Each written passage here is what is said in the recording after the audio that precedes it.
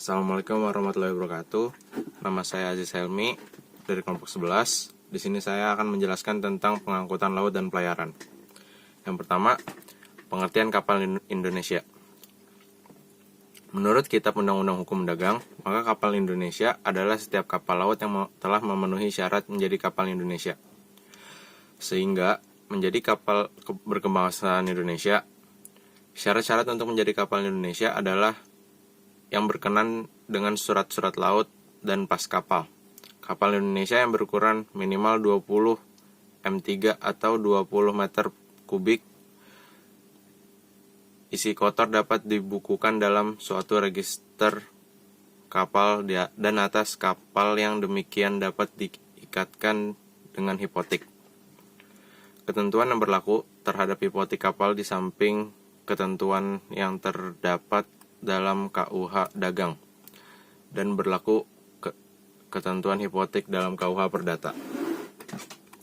Yang kedua, pengusaha perkapalan. Pengusaha perkapalan disebut juga dengan istilah raider atau reader. Mereka ini merupakan pihak yang memakai kapal di laut dan menjalankan sendiri atau menyuruh orang lain untuk menjalankan kapal yang dijalankan oleh seorang nahkoda yang bekerja kepadanya. Yang ketiga, nahkoda kapal. Anak kapal dan penumpang mereka berada di dalam kapal terdiri dari nahkoda kapal, anak buah kapal, dan penumpang kapal. Nahkoda adalah pemimpin kapal yakni yang mempunyai kekuasaan tertinggi dalam kapal. Di samping nahkoda dalam kapal ada lagi yang disebut dengan anak buah kapal. 4. Charter kapal. Charter kapal itu ada dua macam. Yang pertama, charter waktu atau time charter, dan charter perjalanan atau voyage charter atau round voyage. Perjanjian antara pihak pencharter kapal dengan pihak yang memberikan charter disebut dengan charter party. Yang dimaksud dengan charter waktu adalah sebuah kontrak di mana pihak satu atau pihak yang memberikan charter mengikatkan diri untuk selama waktu tertentu menyediakan sebuah kapal tertentu kepada pihak pencharter dengan maksud menggunakan kapal tersebut dalam pelayaran lautan guna kepentingan pihak pencharter dengan pembayaran suatu harga atau charter freight sesuai dengan jangka penggunanya. Sedangkan yang dimaksud dengan charter perjalanan adalah suatu kontrak dengan mana pihak yang satu memberikan charter mengikatkan dirinya untuk menyediakan sebuah kapal tertentu, seluruhnya atau sebagian, kepada pihak pencharter, dengan maksud untuk mengangkut orang-orang atau bahan melalui lautan, dalam satu atau lebih perjalanan dengan pembayaran suatu harga tertentu yang pasti, atau chartered freight. Charter perjalanan ini dapat untuk seluruh bagian kapal, tetapi dapat juga untuk sebagian kapal.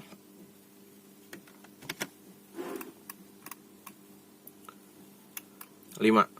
Pengangkutan barang dengan kapal. Pengangkutan barang adalah suatu usaha untuk membawakan barang-barang dari pihak ekspeditur ke tempat yang diperjanjikan dengan menggunakan alat angkut yang dioperasikan oleh pihak pengangkut terhadap mana pihak pengangkut mendapat imbalan berupa pembayaran sejumlah uang. Kewajiban dari pihak pengirim barang adalah membayar upah angkut, sedangkan hak dari pengirim tersebut adalah dikirimnya barang sampai di tempat tujuan. 6. Pengangkutan orang-orang dengan kapal. Dalam pengangkutan orang yang diangkut oleh pengusaha kapal adalah orang-orang atau penumpang untuk dibawa sampai ke tempat tujuan. Pengangkutan orang bisa dilakukan dengan pihak pengirim atau pihak ketiga atau tanpa pihak pengirim atau pihak ketiga. Dalam hal pengangkutan orang yang tidak ada pihak pengirim, maka kontrak pengangkutan dalam kurung normalnya hanya berbentuk karcis penumpang. Dibuat langsung antara pihak pengusaha kapal dengan penumpang itu sendiri. Hak dan kewajiban dalam pengangkutan barang berlaku juga terhadap pengangkutan orang. 7. Tubrukan kapal. Suatu kapal yang bertubrukan di laut, yang dimaksud dengan tubrukan kapal adalah tabrakan atau penyentuhan antara dua kapal satu dengan yang lain. Ada dua jenis tubrukan kapal sebagai berikut. Tubrukan kapal force majeure dan tubrukan kapal karena kesalahan para pihak. Kedua jenis tubrukan tersebut membawa konsekuensi yuridis yang berbeda pula terhadap tanggung jawab hukumnya, yaitu sebagai berikut. Jika tubrukan disebabkan oleh alasan-alasan yang tidak terduga dan tidak terhindarkan atau force majeure, maka yang bertanggung jawab secara hukum adalah masing-masing pihak. Dalam hal ini masing-masing pihak menanggung kerugian masing-masing. Kedua, akan tetapi jika tabrakan terjadi karena kesalahan dari salah satu pihak, maka pihak yang bersalah tersebut harus menanggung jawab seluruh kerugiannya. Jika kedua-duanya bersalah, maka kerugian ditanggung oleh kedua belah pihak.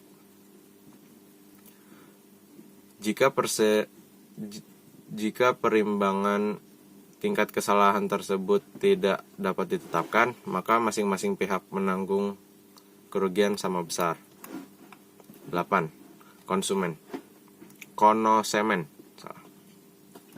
Konosemen atau bills of lading diatur dalam Kitab Undang-Undang Hukum Dagang. Yang dimaksud dengan konosemen adalah suatu surat-surat yang bertanggal di dalam mana si pengangkut menerangkan bahwa dia telah menerima barang-barang tersebut untuk diangkutnya ke tempat suatu tujuan tertentu dan menyerahkan kepada orang tertentu dengan syarat-syarat penyerahan seperti yang disebutkan oleh konosemen tersebut.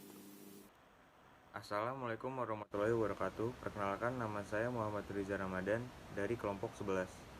Materi selanjutnya akan dilanjutkan oleh saya. Pengangkutan lain selain pengangkutan laut.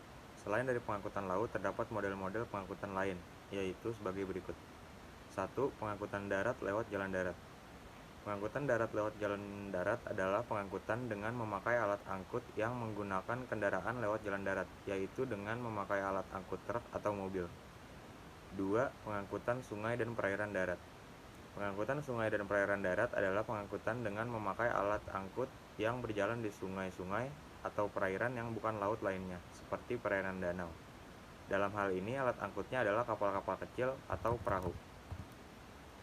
3. Pengangkutan kereta api. Pengangkutan kereta api adalah pengangkutan barang atau orang dengan memakai alat angkut berupa kereta api. Ketentuan yang mengatur tentang pengangkutan kereta api adalah perundang-undangan tentang serta asas kebebasan berkontrak, yakni dengan membuat kontrak pengangkutan kereta api tersebut.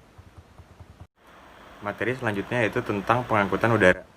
1. Pengangkutan udara. Pengangkutan udara adalah pengangkutan orang atau penumpang dengan memakai alat angkut berupa pesawat terbang dan helikopter.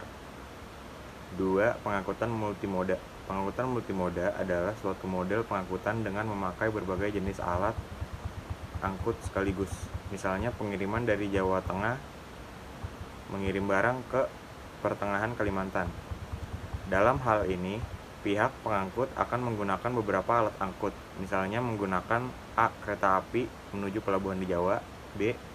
Kapal laut dari pelabuhan Jawa ke pelabuhan Kalimantan, C. Truk dari pelabuhan laut ke pelabuhan sungai, D. Perahu bermotor dan dari pelabuhan sungai ke tempat tujuan di hulu sungai. Sekian dari kelompok saya, kurang lebih mohon maaf. Wabillahi taufiq wal hidayah. Wassalamualaikum warahmatullahi wabarakatuh.